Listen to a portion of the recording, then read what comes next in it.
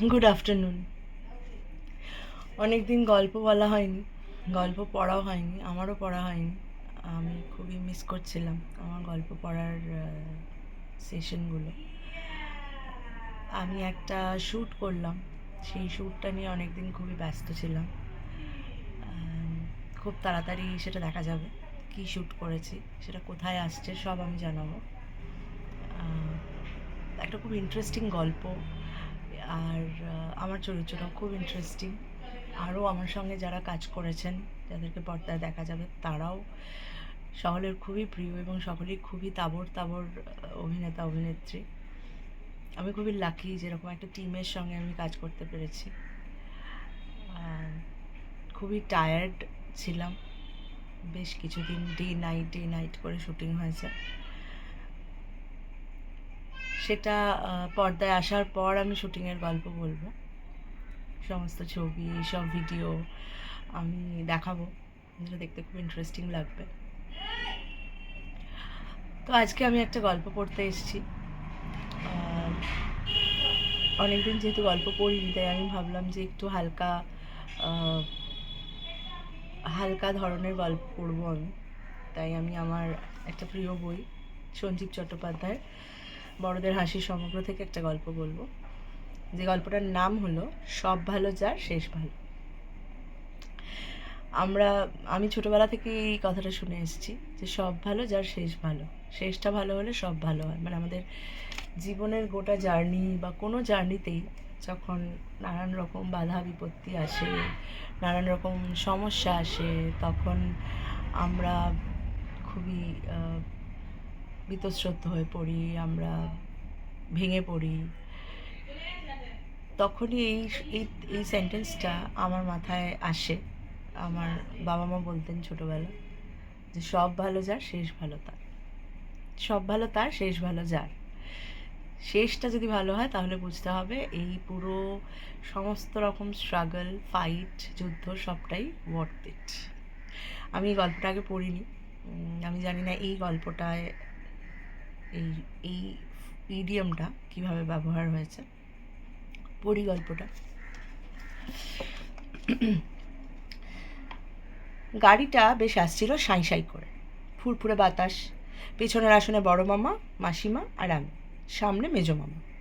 গাড়ি চালাচ্ছেন শরৎ কাকা, সাদা রঙের অ্যাম্বাসেডার, বেশ পালিশ টালিশ করা, ভেতরের সিটটাও খুব সুন্দর। আমরা সকালে দুর্গাপুর থেকে বেরিয়ে শান্তিনিকেতন গিয়েছিলাম। সেখানে সব দেখে টেকে গেস্ট হাউসে পেট ঠাসা খাবার খেয়ে আমরা পানাগড় হয়ে কলকাতা যাব। কিছুই নয়, নিছক ভ্রমণ, কোনো কাজ নেই, ছুটির আনন্দ।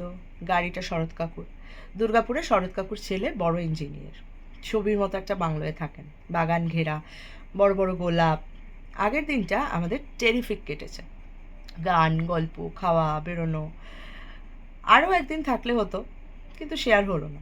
মেজো মামার কলেজ, মাসিমার স্কুল, বড় মামার প্র্যাকটিস। বড় মামাকে দেখতে না পেলে রুগীরা চিন্তায় পড়ে যায়। গেল গেল শব্দ।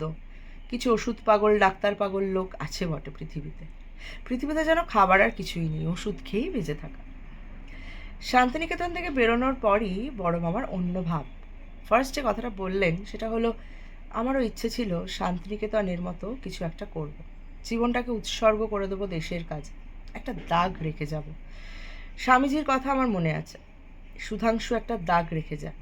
ডাক্তার হয়ে জীবনটা নষ্ট হয়ে গেল, লিভার পিলে টিপে টিপেই লাইফ ফুরিয়ে গেল। সারা জীবন শুধু কী মাপলো না ব্লাড প্রেশার, আর লোকে আমাকে কি দেখিয়ে গেল না জিপ, থার্ড ক্লাস, ওয়ার্থলেস। মেজো বাবা বললেন, স্বামীজিকে তুমি দেখেছ?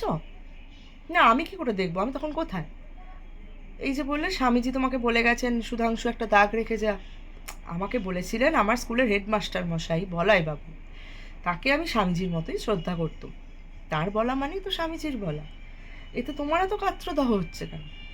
না, এমনভাবে বললে যেন স্বামীজির আশেপাশেই তুমি ঘুরঘুর করতে।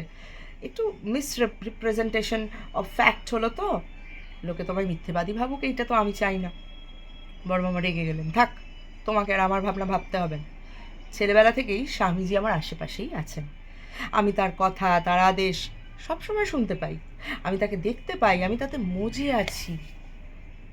আর কি কথা তিনি তোমাকে বলেছেন? জীবে দয়া করে যেই জন, সেই জন সেবিছে ঈশ্বর। তাই তো আমি ডাক্তার হয়েছি, শিবজ্ঞানে জীব সেবা করছি। যাক, এই দুটোই তোমার স্টক, আর কিছু জানো বলে মনে হয় না, ওই শুনে শুনে যদ্দূর হয়। মাসিমা বললেন, মেজদারি এক বিশ্রী স্বভাব, মানুষকে খোঁচা মানে। শরৎ কাকু বললেন, চলুক না, বেশ খেলিয়ে হচ্ছে, দেখাই যাক না কোথাকার জল কোথায় গড়ায়। বড় মামা বললেন, ও হলো মানুষ কাঠঠোকরা, মানুষকে ঠুকরে আনন্দ পায়। আমি আর কথাই বলবো না, আমি এখন গান গাইব। মেজো মামা বললেন, মরেছে, তুমি আবার ওই চেষ্টাও করবে? রবীন্দ্রনাথ আমাকে ভীষণ ইন্সপায়ার করেছেন। মেজো মামা বললেন, সেরেছে। বড় মামা জানলার বাইরে তাকিয়ে নিজের মনেই গাইতে লাগলেন, আজ ঝড়ের রাতে তোমার অভিসার, পরাণ সখা বন্ধু হে আমার। মেজো মামা বললেন, আমি ডাইরেক্ট কিছু বলতে চাই না, তবে তোমরা সুধীজনেরা একটু প্রতিবাদ জানাতে পারো। সুর যাই হোক, রবীন্দ্রনাথের বাণীকে কিন্তু বিকৃত করা হচ্ছে। Insult to that great poet. বড় মামা গান থামিয়ে সরাসরি মেজো মামাকে প্রশ্ন করলেন, কোনখানটা বিকৃত করা হয়েছে? মেজো মামা বললেন, প্রথমেই হোঁচট, আজ নয় আজই, আজই ঝড়ের রাতে তোমার অভিসার। আজ আর আজিতে কি তফাৎ? ঠিক বাজ আর বাজিতে যে তফাৎ, এটা কোনো উত্তর হলো? গানটার ইংরেজি অনুবাদ করলে কি হতো? Today in this stormy night your visit my friend of friends O my beloved. শোনো, আজ আর আজিতে তফাৎ বোঝার ক্ষমতা থাকলে তুমি নিজেই রবীন্দ্রনাথ হতে পারতে, জনে জনে সূচ ফুটিয়ে জীবন কাটাতে হতো না। মাসিমা বললেন, মেজদা, আজ তুমি বড়দাকে ভয়ঙ্কর আক্রমণ করছো, কেন বলো তো, কী কারণ? মেজমামা বললেন, কালও আমাকে একটার বেশি দুটো ফিশ ফ্রাই খেতে দেয়নি, 5 জনের সামনে আমার ভুঁড়ি তুলে অপমান করেছে। সে তো তোমার ভালোর জন্যই, কী রেটে তুমি মোটা হচ্ছ সেটা খেয়াল করেছো? বড়মামা বললেন, ছেড়ে দে খুশি, ও এমন একটা কাল পড়েছে, কারো ভালো করতে গেছো কি মরেছো, ও আরও মোটা হোক, পিপে হয়ে যাক। আমি আর রবীন্দ্রসঙ্গীত গাইব না, বহুত ফ্যাচাং, অনেক আইন কানুন, পান থেকে চুন খসার উপায় নেই, আমি শ্যামা সঙ্গীত গাই।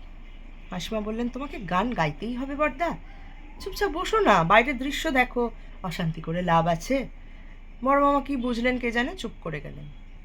হু হু করে গাড়ি ছুটছে, বেলা পড়ে আসছে, 1 ঘন্টা লাগবে কলকাতা পৌঁছতে। মেজো মামা বিশাল বড় একটা হাই তুলে বললেন, এক কাপ চা হলে মন্দ হতো না। শরৎ কাকু বললেন, হবে হবে, চা হবে, লোকালিটি আসুক, এখন তো চারপাশে জঙ্গল। আগে কিন্তু এই জঙ্গল আরও ঘন ছিল, সব কেটে কুটে ফাঁক করে দিয়েছে। দুর্গাপুর হওয়ার আগে এই জঙ্গল ছিল ভীষণ ভয়ের, ডাকাতের জঙ্গল। এখনও সে ভয় আছে, গাছের গুঁড়ি গড়িয়ে দিয়ে গাড়ি থামিয়ে ডাকাতি করে। এই এলাকাটা বেলাবেলি পেরিয়ে যাওয়াই ভালো। হঠাৎ বড় মামা চিৎকার করে গান করলেন, শ্যামা মা কি আমার কালো। সঙ্গেই সবাই একসঙ্গে হৈ হৈ করে উঠলেন, এই কি বলা নেই খাওয়া নেই। বড় মামা পরের লাইনে আর যেতে পারলেন না, থেমে গিয়ে বললেন, জায়গাটা তেমন ভালো নয়, তাই একটু মায়ের নাম করতে ইচ্ছে হলো। এতেও তোমাদের আপত্তি? মাসিমা বললেন, তুমি মনে মনে নাম করো না, তোমার এই বাজখাই চিৎকারে মা তো সিংহাসন থেকে উল্টে পড়ে যাবেন, হার্ট ফেল করবেন, আজকে ছেড়ে দাও না। মাসিমার কথা শেষ হয়েছে কি হয়নি, গাড়িটা একটা গর্তে পড়ে লাফিয়ে উঠল, তারপর কটকট শব্দ করে আরও 10-12 হাত গিয়ে ঠন ঠন শব্দ করে থেমে গেল। শরৎ কাকু বললেন, যা, সর্বনাশ হয়ে গেল। বড় মামা বললেন, কীরকম সর্বনাশ? টায়ার গেল?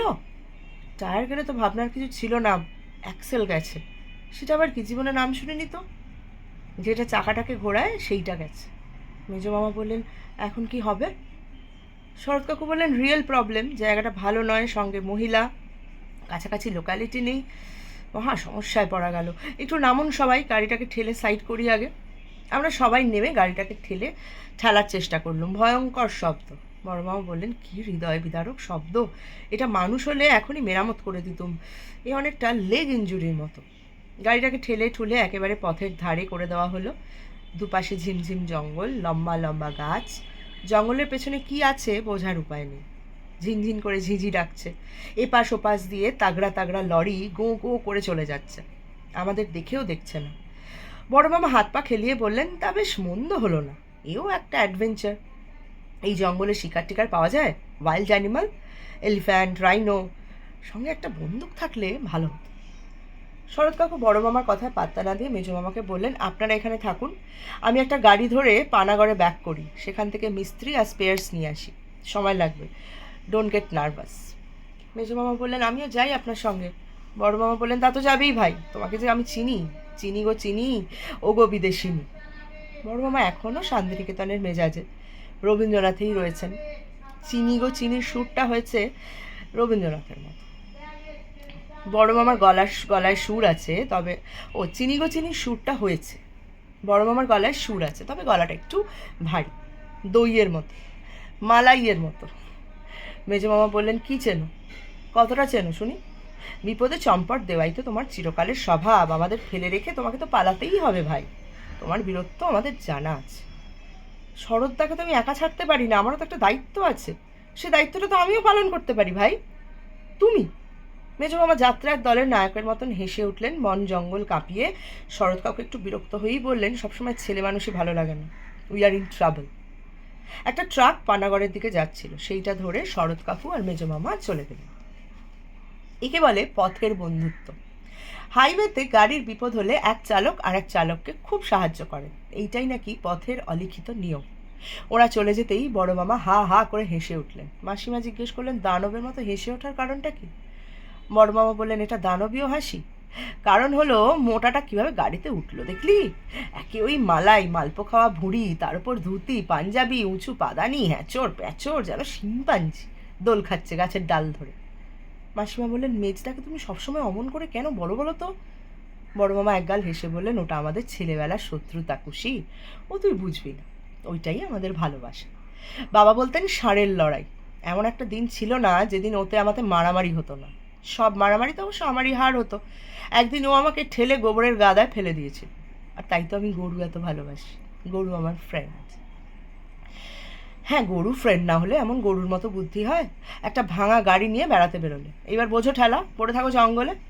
এই জঙ্গল করিসনি তো, এমন করছিস যেন আফ্রিকার জঙ্গলে পড়ে আছিস। জঙ্গল কাকে বলে জানিস?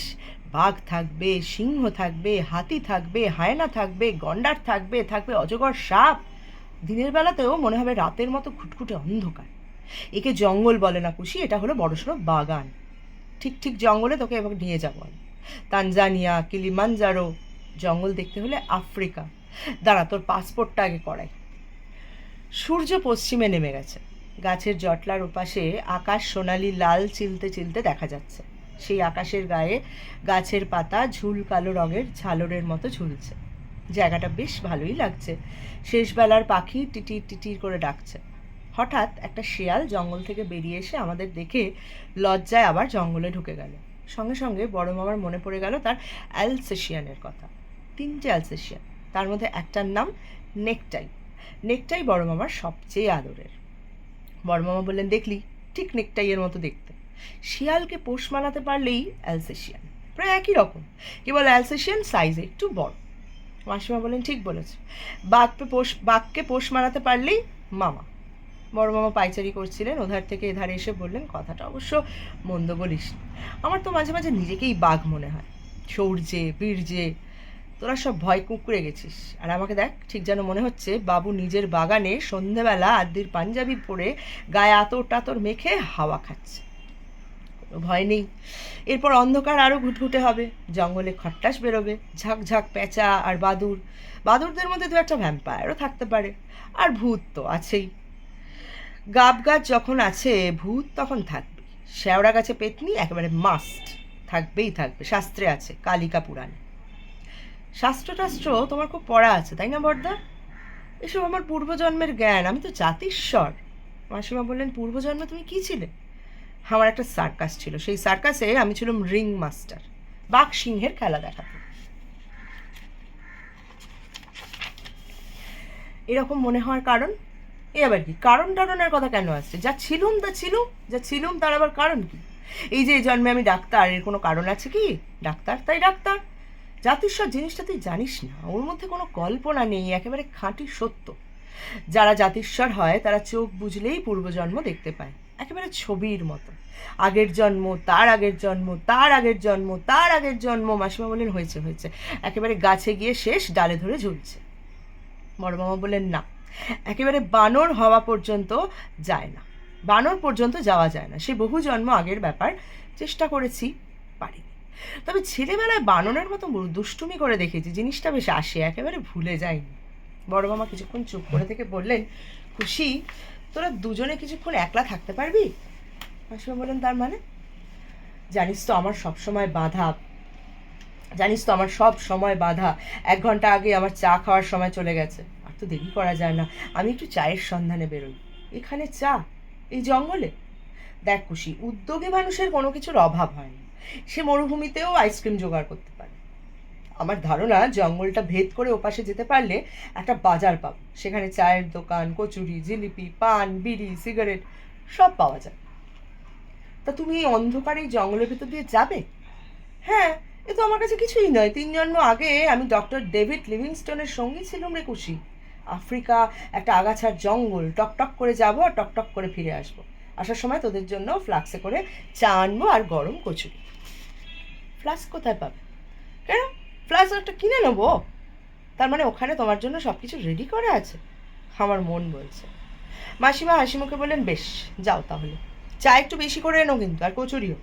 সারা রাত ওইটাইতেই চালাতে হবে তো। তুমি কোন দিকে জঙ্গল ভেদ করবে, ডান দিকে না বাঁ দিকে? আগে ম্যাপটা ঠিক করে নাও। ম্যাপ? এটা আবার ম্যাপ কি? যে কোনো একদিকে গেলেই হলো, তাই নাকি? তবে জেনে শুনে যাওয়াটা ভালো, কোথায় যাচ্ছ সেটা জানবে না। বাঁ দিকে কি? কালনা, কাটোয়া। ডান দিকে বীরভূম। তাহলে বাঁ দিকে যাওয়াই ভালো, বীরভূমে আর কি পাবো। বেশ, তবে বাঁ দিকেই যাও, আমরা গাড়িতে গিয়ে বসি।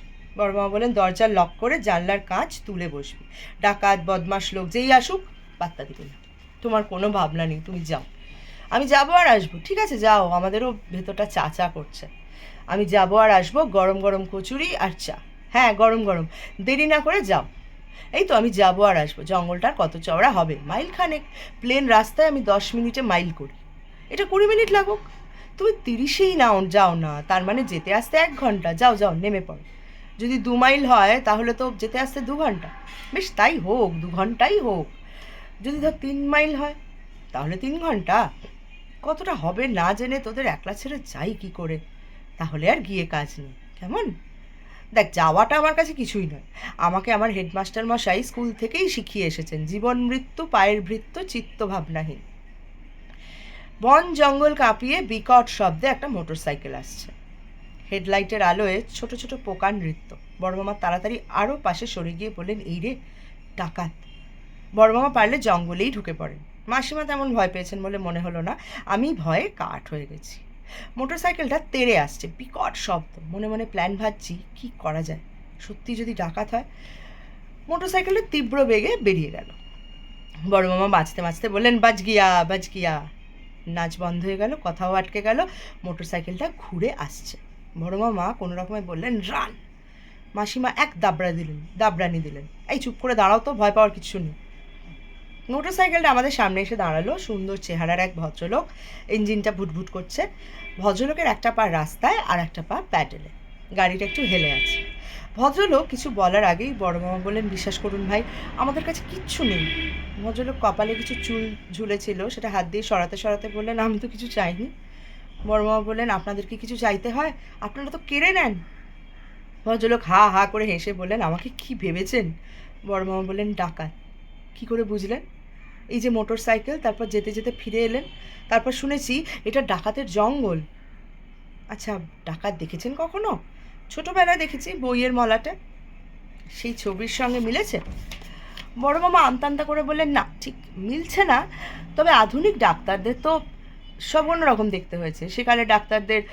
আধুনিক ডাকাতদের তো সব অন্যরকম দেখতে হয়েছে। সেকালে ডাকাতদের রনপা ছিল, একালে motorcycle, jeans, jacket, revolver, এসব আমি শুনেছি, দেখিনি কোনোদিন। ভদ্রলোক সাইকেলের ইঞ্জিন বন্ধ করে বললেন, এখানে আর কিছুক্ষণ এইভাবে দাঁড়িয়ে থাকলে আপনাদের সেই অভিজ্ঞতাই হবে। আপনাদের প্রবলেমটা কি? গাড়ির অ্যাক্সেল ভেঙে গেছে। ব্যাস, তাহলে তো হয়েই গেছে। কি ব্যবস্থা নিয়েছেন? 2জন ট্রাক ধরে পানাগড়ে গেছেন মিস্ত্রি আনতে। তার মানে তো রাত কাবার, ভোরের আগে কিছু হচ্ছে না। মিস্ত্রি এলেও রাতের অন্ধকারে তো কিছু করতে পারবে না। বড় মামা ছেলে মানুষের মতো বললেন, তাহলে আমরা কি করব? সেই জন্যই তো ঘুরে এলুম, আপনারা আমার সঙ্গে যাবেন। বড় মামা বেশ মিষ্টি গলায় বললেন, ভাই, আপনার সঙ্গে কোনো আইডেন্টিটি কার্ড আছে? না, সাধারণ মানুষের ওসব থাকে না। আচ্ছা, ব্যাংকের পাসবই? সে আমার ডেরায়, আমার সঙ্গে আছে আমার এই বাইকের লাইসেন্স, দেখবেন? না না, দেখাতে হবে না, থাকলেই হলো, ওইটাই তো আইডেন্টিটি। তার মানে গাড়ির পরিচয়ই আমার পরিচয়। মানুষ হিসেবে আমি সন্দেহজনক। বড় মামা ফস করে বললেন, তা তো বটেই।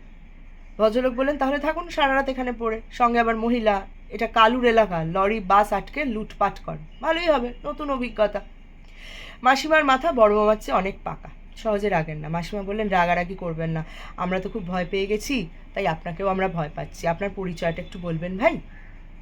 ভদ্রলোক বললেন, আমার নাম অপরেশ চট্টোপাধ্যায়। এখানে আমার একটা আশ্রম আছে, ধর্মের আশ্রম নয়, কাজের আশ্রম। গ্রামে গ্রামে গিয়ে আমরা মানুষের সেবা করি। আমার নিজের বাড়ি উত্তরপাড়ায়, আমার বাবা ছিলেন বড় ডাক্তার, আমিও ডাক্তার। বড় মামা লাফিয়ে উঠলেন, আরে আমিও তো ডাক্তার। ভদ্রলোক বললেন, ডাক্তাররা তো এত ভীতু হয় না। বড় মামা বললেন, আমি তো ভীতু নই, সাবধানী। অচেনা জায়গা, অন্ধকার, সাবধান হওয়াটা কি খারাপ? আপনি হলে কি করতেন?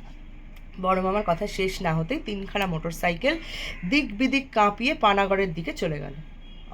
অপরেশবাবু বললেন, বেরিয়ে পড়েছে কালু শেখের দল। বড় মামা বললেন, কি হবে এখন? কিছুই হবে না, আপনারা আমার সঙ্গে যাবেন, আর গাড়িটা আমার 2 তাগড়াই চালাকে পাঠিয়ে দেবো, তারা পাহারা দেবে। আরে আমরা আপনার সঙ্গে যাব কি করে? হেঁটে হেঁটে? না, আমি আমার গাড়িটা আনতে চাচ্ছি, আপনারা একটু অপেক্ষা করুন, তবে এইভাবে রাস্তার পাশে দাঁড়াবেন না, একটু গা ঢাকা দিয়ে থাকুন। খারাপ হাওয়া বইতে শুরু করেছে। হঠাৎ আমাদের বাঁদিকের জঙ্গলের বেশ কিছুটা ভিতরে একটা জোরালো আলো বার কতক জ্বলেই নিভে গেল, অনেকটা লাইটের আলোর মতো। বড় মামা বললেন, বিয়ে বাড়ির আলো তাই না? এখন সানাই বাজবে। অপরেশবাবু বললেন, ঠিক ধরেছেন, তবে সানাইটা অন্যরকম হবে। কালুর দলবল সিগন্যাল দিয়ে বসকে জানিয়ে দিল যে আমরা এসে গেছি, শিকার এলেই অ্যাকশন শুরু হবে। একটু আড়ালে থাকুন, আমি যাবো আর আসবো, বেশি দূর নয়। ভদ্রলোক মোটর বাইক স্টার্ট দিয়ে ঝড়ের বেগে পানাগড়ের দিকে ছুটলেন। আমরা দাঁড়িয়ে রইলুম অসহায়ের মতো। ঘোর অন্ধকার, ঢেলা ঢেলা জোনাকি জঙ্গলের গাছের ফাঁকে ফাঁকে ভাসছে, উঠছে পড়ছে, যেন চোর চোর খেলছে। আমাদের শহরে এমন দেখা যায় না। বড় মামা বললেন, চল আমরা গাড়ির আড়ালে লুকিয়ে থাকি, কেউ এলে দেখতে পাবে না। মাসিমা বললেন, তোমার যদি এতই ভয়, তুমি গাড়ির তলায় ঢুকে যাও। বড় মামা বললেন, বুঝিস না কেন, আমরা শত্রুপুরীতে দাঁড়িয়ে আছি অসহায়ের মতো। জোড়া জোড়া চোখ আমাদের উপর নজর রেখেছে। আমাদের প্রাণের ভয় নেই, আমার হলো মান সম্মানের ভয়। একদল এসে বলবে সব দিয়ে দাও, আমাদের অমনি সব দিয়ে দিতে হবে, কি অপমান বলতো। তাজা তাজা গাড়ি আমাদের সামনে দিয়ে হই হই করে বেরিয়ে যাচ্ছে, আর আমরা দাঁড়িয়ে আছি বোকার মতো, কিছুই করতে পারছি না। বড় বাবা বললেন, কি করব? তাহলে একটা গান গাই, বিপদে মোড়ে রক্ষা করো। মাসিমা বললেন, আর যাই যা করো দয়া করে হেরে গলায় গান গেও না ভাই, যে যেখানে আছে আরোই ছুটে আসবে। হঠাৎ মনে হলো এক তাল অন্ধকার এগিয়ে আসছে। কিরে বাবা, ভূত নাকি? যেটা কাছে এলো, কালো আলখাল্লা পরা একজন ফকির, হাতে তার কালো চামড়। আরও কাছে আসতে মনে হলো তার চোখ দুটো আগুনের মতো জ্বলছে ধকধক করে। বড় মামা আমার কানে কানে বললেন, নিয়ে আবার কে রে, আসল না নকল? আমি ফিসফিস করে বললাম, তার মানে? মানে হয়তো ধর শেরশাহের আমলে কেউ গাড়ি চাপা পড়েছিল, সে এখনও ভূত হয়ে ঘুরছে, লোক নেই জন নেই, হঠাৎ কোথা থেকে চলে এলো? হাঁটাটা দেখলি, যেন ভেসে ভেসে চলে এলো। ফকির আমাদের সামনে দাঁড়িয়ে খুব খুব করে 3বার কাশলেন, তারপর প্রশ্ন করলেন, বাবা সকল, তরমুজের হাট কোন দিকে? বড় মামা প্রশ্নটা শুনে ভীষণ পুলকিত হলেন। ফকির যেন তার কত আপনজন, আর প্রশ্নটাও কত মনের মতো। রাত 8টা, চারপাশে জঙ্গল, ভাঙা মোটর গাড়ি, কালো আলখাল্লা, লম্বা চুল, মুখ ভর্তি দাড়ি, জিজ্ঞেস করছে তরমুজের হাটের কথা। বড় মামাও অদ্ভুত পাল্টা প্রশ্ন করলেন, আপনি কি কবিতা লেখেন? ফকির চামড়ের বাতাস মেরে মহানন্দে বললেন, এ বাবাটা তো আমার হাড়ির খবর জানে রে। 3বার মুশায়রা চ্যাম্পিয়ন আমি, 3খানা মেডেল আছে আমার সঙ্গে যাবে, জজ সাহেবের হুকুম। এর জন্য জজ সাহেবের কি প্রয়োজন আছে? এ তো আমার মগজেই আসছে না। মেডেল 3টে গলায় ঝুলিয়ে কবরে শুয়ে পড়বেন। আরে মেডেল কি যে সে মেডেল, 3 ভরি সোনা, বাদশার ফরমান ভুলে গেলে বাবা? সোনা মাটির তলায় পোতার হুকুম নেই, সঙ্গে সঙ্গে শুলে চড়িয়ে দেবে। আচ্ছা সেটা তো আমার ব্যাপার, তুমি কেন মাথা ঘামাচ্ছ? মেরে দেওয়ার তাল? আমাকে কোথায় গোট দেবে? তোমাকে তোমাকে জানাবে নাকি? তুমি আমার একটা বয়েজ শোন, দিল শরীফ হয়ে যাবে। শোনো, মন দিয়ে শোনো। खुशबू कहाँ से आती है मुझे मालूम नहीं, शेर की चलन कैसा है समझ में आती नहीं। वाह वाह या अल्लाह, বলো ওয়া ওয়া বলো। এ বাবা তরিকা জানে না, শের শুনলে ওয়া ওয়া বলতে হয়, এটা দেখি বোকা রে বাপ। বড় মামার আমি দুজনেই একসঙ্গে ওয়া ওয়া করে উঠলাম। ফকির বললেন, তাহলে এইবার দাও। বড় মামা বললেন, ক টাকা দেবো? ফকির বললেন, তবা তবা, টাকা কি শেরের ঋণ শোধ করে মালিক? তুমি জবাব দাও। বড় মামার সঙ্গে সঙ্গে বললেন, মুশকিল মে গিরা হে হামিন, না জানে কাহা মেরা সাকিন। ফকির বললেন, তফা তফা, বহুত খুব বহুত খুব, যাহা হে আল্লাহ ওয়াহি তেরা মহল্লা। বড় মামা বললেন, আমার ঋণ বিলকুল শোধ, আর আমি পারবো না, আমার প্রতিভা ফুরিয়ে গেছে। ফকির বললেন ঠিক আছে, এতেই হবে। একটা সাদা গাড়ি এসে দাঁড়ালো আমাদের সামনে, পেছনের দরজা খুলে নেমে এলো সাংঘাতিক চেহারা দুটি ছেলে। ড্রাইভারের সিট থেকে অপরেশবাবু বললেন, উঠে পড়ুন, ওরা গাড়ি পাহারা দেবে। ত্রিসীমানায় সেই ফকিরকে আর দেখা গেল না, কর্পূরের মতো উবে গেছে। গাড়িতে বসে বড়মামা বললেন, আশ্চর্য, লোকটা ভূতের মতো ভ্যানিশ হয়ে গেল। অপরেশবাবু বললেন, কে বলুন তো? একজন ফকির। ফকির? কালো আলখাল্লা পরা, হাতে কালো চামর? হ্যাঁ, বিলকুল ঠিক। অপরেশবাবু হা হা করে হেসে উঠলেন। ভাগ্য ভালো বেঁচে গেছেন, ওই তো কালু শেখ। হাতের চামরটা হলো মারাত্মক এক অস্ত্র, আর ওই জব্বার পকেটে আছে গুলিগোলা। বড় মামা বললেন, বলেন কি? বলে প্রায় অজ্ঞান হয়ে যাওয়ার মতো অবস্থা। অপরেশবাবু বললেন, সত্যি আপনারা কি বোকা! আমাকে কেমন বিশ্বাস করে ফেললেন? আমার পরিচয় কিছু না জেনেই কেমন আমার ফাঁদে পা দিলেন? বড় মামা সোজা হয়ে বসে বললেন, তার মানে? ধরুন আমি কালু। মাসিমা হঠাৎ ভীষণ রেগে গিয়ে বললেন, টুটুল, কথা না বাড়িয়ে গাড়ি চালাও, অনেকক্ষণ ধরে তোমার নাটক সহ্য করেছি। অপরেশবাবু পেছন দিকে তাকাতে পারছেন না গাড়ি চালাচ্ছেন বলে, কিন্তু চমকে যে উঠেছেন সেটা বোঝা গেল, কারণ গাড়িটা হোঁচট খেলো একবার। আমরাও চমকে উঠেছি। মাসিমাকে চেনেন? কীভাবে? এতক্ষণই বা বলেননি কেন? অপরেশবাবু বললেন, আপনি আমাকে চেনেন? আশ্চর্য। মাসিমা বললেন, মারবো এক থাপ্পড়। আমাকে আবার আপনি বলা হচ্ছে? আমাদের কলেজের দিন সব ভুল মেরে দিলি? এখন খুব বড়লোক হয়েছিস তাই না? কি করে তুই ডাক্তার হলি আমার অবাক লাগছে। অপরেশবাবু গাড়িটাকে রাস্তার বাঁ দিকে দাঁড় করিয়ে ভেতরের আলোটা জ্বাললেন, তারপর ঘাড় ঘুরিয়ে মাসিমার দিকে তাকিয়ে বললেন, আরে তুই খুশি না? বোকা, এতক্ষণ পরে চিনতে পারলি? মাসিমা বলেন, জানোয়ার, তুইও তো আমাকে চিনতে পারিস নি। তোর চেহারা বদলেছে, আগের চেয়ে অনেক সুন্দরী হয়েছিস। তুই তো একটা গুন্ডার মতো হয়েছিস। বড় মামা একবার দুবার কাশলেন। অপরেশবাবু বললেন, বড়দা, কাশার মতো কিছু হয়নি। কুশির সঙ্গে কলেজে আমার খুব বন্ধুত্ব ছিল। কুশি, তুই বিয়ে করেছিস? ওসবের মধ্যে আমি নেই। দুটো বুড়ো ছেলের দায়িত্ব ঘাড়ে, একজনের 50 আর একজনের 45, এখনো মানুষ হলো না। তুই করেছিস? ধুর, ওসব ভাবার সময়ই হলো না। বেশ আছি জানিস। বড় মামা নিজের মনেই বললেন, বেশ থাকাচ্ছি। অপরেশবাবু বললেন, কিছু বললেন? বড় মামা বললেন, না তেমন কিছু নয়, অনেক বেলা হয়ে গেল এই আর কি। অপরেশবাবু বললেন, না বেশি বেলা হয়নি, মাত্র 8:30। বড় মামা বললেন, তোমরা তোমাদের পুরনো দিনের কথা বলো, আমার শুনতে বেশ লাগছে। তুমি বলুন বলে আবার রেগে যেও না। কুশির বন্ধুকে আপনি বলতে পারছি না। কে বলতে বলেছিল? ভয় বলেছিলুম। সবাই জানে আমি ভীষণ ভীতু। সেই ছেলেবেলায় আমি একবার ভূত দেখেছিলাম, সেই থেকেই আমার ভীষণ ভয়। মানুষকে ভাবি ভূত, ভূতকে ভাবি মানুষ, তফাৎ করতে পারিনি। একটা জিনিস জানা থাকলে আপনার এই সমস্যা থাকতো না। জেনে রাখুন, মানুষের ছায়া পড়ে, ভূতের কোনো ছায়া পড়ে না। ভূতের ভেতর দিয়ে আলো চলে যায়। ভূত হলো ট্রান্সপারেন্ট। তুমি মিলিয়ে দেখেছ? আপনিও মিলিয়ে নিতে পারেন। কিভাবে? এই মুহূর্তে আমি একটা ভূত পাবো কোথা থেকে? কেন আমি? এই আবার তোমার ভয় দেখানো শুরু হলো। কেন অত যন্ত্রণা দিচ্ছ অপরেশ? অপরেশবাবু হাসতে লাগলেন। আমি বললুম, ভূত নাকি সুরে কথা বলে, আপনি তো বলছেন না। আমি আমি যে ন্যাজাল ড্রপস নিই রেগুলার। হঠাৎ গাড়ি বাঁ দিকের একটা সরু পথে ঢুকে পড়ল।